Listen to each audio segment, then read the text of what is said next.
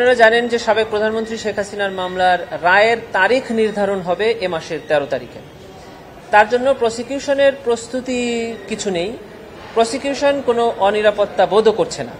প্রসিকিউশনের দায়িত্ব হলো ট্রাইব্যুনালে তদন্ত সংস্থা থেকে যে অভিযোগগুলো আনা হয় সেটি ট্রাইব্যুনালে প্রমাণ করার জন্য চেষ্টা করা, সাক্ষ্য উপস্থাপন করা, যুক্তিতর্ক তুলে ধরা।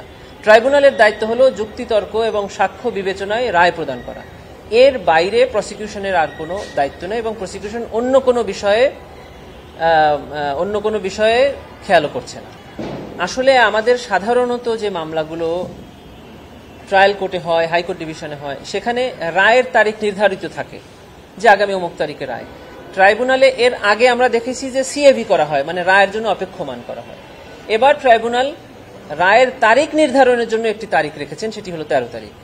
যারা রেগুলার প্র্যাকটিস করেন না অথবা এই কোর্ট এবং লয়ের সাথে সরাসরি সম্পৃক্ততা নয়, তারা হয়তো বা একটু ভুল বুঝেছেন। আমি আপনাদেরকে ক্লিয়ার করছি যে এই মাসের 13 তারিখে সাবেক প্রধানমন্ত্রী শেখ হাসিনার মামলার রায়ের তারিখ নির্ধারণ করা হবে। কবে তারিখ নির্ধারণ করা হবে এটা আমরা 13 তারিখে জানতে পারবো। 13 তারিখে কোনো রায় ঘোষণা হবে না। রাজনৈতিক দলগুলো তারা রাজনৈতিক কর্মসূচি গ্রহণ করবেন। রাষ্ট্রের বা সরকারের আইন শৃঙ্খলা বাহিনী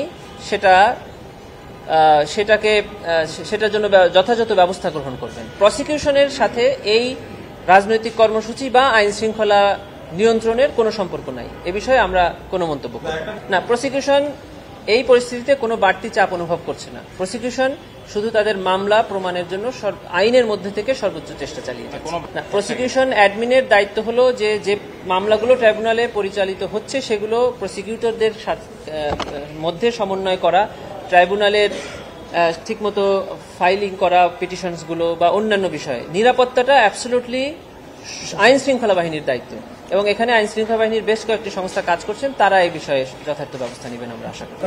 এটার জবাব আমরা শুরুতেই দিয়েছি এবং বিজ্ঞ চিফ প্রসিকিউটর স্যার দিয়েছেন যে সেনা সদর দপ্তরের প্রথম দিনের যে সংবাদ সম্মেলন এবং পরবর্তী দিনের সংবাদ সম্মেলন থেকে প্রতীয়মান হয় যে দেশের আইন এবং আদালতের উপরে সেনাবাহিনীর সর্বোচ্চ সমর্থন আছে এবং তার প্রমাণ তারা রেখেছেন যে ট্রাইব্যুনালের নির্ধারিত তারিখের দিন তারা তাদের কর্মকর্তাদের ট্রাইব্যুনালে উপস্থাপন করেছেন এবং আমরা প্রসিকিউশনের পক্ষ থেকে সেনাবাহিনীকে সেজন্য ধন্যবাদ জানিয়েছি যে আইন প্রয়োগের ক্ষেত্রে তারা যে সাহায্য করেছেন।